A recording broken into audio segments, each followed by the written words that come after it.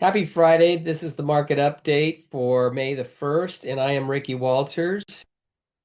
He's the mortgage wise guy, wise guy. Well, we've got a lot of news this week about the Fed. We have a new Fed chair incoming and a lot of news about inflation. So let's jump on in. The Fed has been led by this man, Jerome Powell, for a long time, 6, 7 years now. And he had his final meeting as Fed chair. He did say that he plans to stay on as Fed governor. Everyone is hoping that that will change and he won't actually do that. He would be the first one since the beginning of the Fed to stay on as a governor after his chairmanship. And he and the Fed kept the benchmark federal funds rate steady at the current level, which is 3.5 to 3.75%. This is the guy that's incoming to replace him. His name is Kevin Warsh. And Kevin is wants to make a lot of changes actually to the Fed and how we measure inflation. He wants to follow a trimmed gauge as opposed to the Fed's favorite measure, which is personal consumption and expenditures, the core, which strips out food and energy. And the measures he said he prefers are looking at things called trimmed averages, taking out all of the tail risks and all of the one-off items.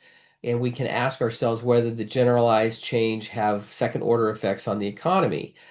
Under Warsh's system, Bank of America's analysts said that inflation today would look softer. The bank found that a 12-month inflation gauge that's using the trim method would have a mean of 2.3 and a median of 2.8 as of February. By comparison, the core is at 3% in February, or was at 3% in February. So inflation is something we definitely need to be concerned about because back in December, under Jerome Powell, the Fed decided to stop selling mortgage-backed securities and bonds. That's called quantitative tightening, and decided to do what's called quantitative easing to basically help bring interest rates down and help mortgages, which was a good idea, but they did too much of it and the money supply has increased by 7% when our economic growth is only 2. So too much money in the system that we're not growing fast enough to use is inflationary. And that's what this chart is showing. And as you can see, inflation is actually too many dollars chasing too few goods. So that's why buying 40 billion a month of mortgage-backed securities and bonds is too much and excessive.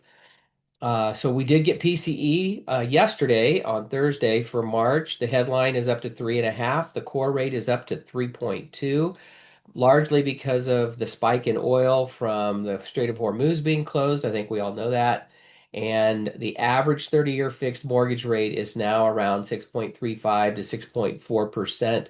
It's just inching up a little bit at a time as oil inches up and the concern for inflation. But the good news is appreciation is still at 3% annually for like 9 months in a row.